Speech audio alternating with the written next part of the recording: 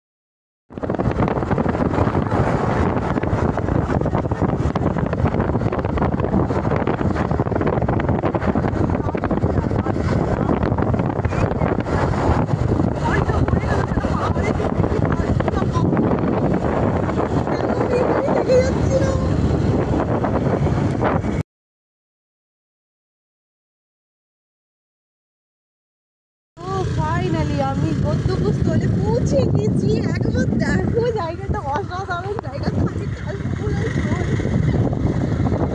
সেখানে ফিরে মজা হচ্ছে। এই জায়গাটা এসে আমি স্নান করতাম, আমার মনে আছে এই জায়গাটা এসে। মানে আমার যেতে ইচ্ছে করছে না, খালি পাহাড়ের মতো যেন কি রয়েছে, ঘাস ফুলে সাদা হয়ে রয়েছে। এই জায়গাগুলো ভিউজ,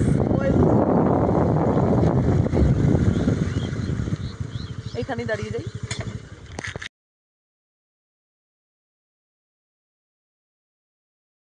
অনেক দিন পর, প্রায় 1-1.5 বছর পর, আমি জানি না এতদিন ধরে অপেক্ষা করছিলাম, তো এতদিন পর আমি আসতে পেরেছি। জানি না আমার ভগবান আমাকে ডেকেছে কিনা, ওই জন্যই অপেক্ষা করাচ্ছিল, যে এই এত সুন্দর একটা জায়গা দেখানোর জন্যই অপেক্ষা করাচ্ছিল আমাকে।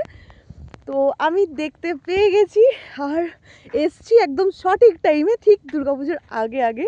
মানে এই জায়গাটায় আমাকে এত ভালো লেগেছে, এত ভালো লেগেছে যে আমি বলতে পারবো না। যেন মনে হচ্ছে পাহাড়ের মধ্যে তোমার হচ্ছে শরৎ ফুলের গাছ, এরকম। পাগল হয়ে যাবো আমি। আমি এত হ্যাপি যে বলার বাইরে। ওয়াইট আমি জুম করছি, জুম হবে না এখান থেকে। মানে আমি এত হ্যাপি, এত হ্যাপি, এত দেখো।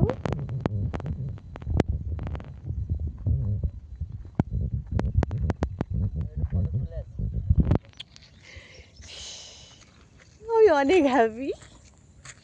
তো ফাইনালি গাইস আমি চলে এসেছি আমার গন্তব্যস্থলে। তো এই দেখো সূর্য একটা, এই কোথায় গেল সূর্য মামা?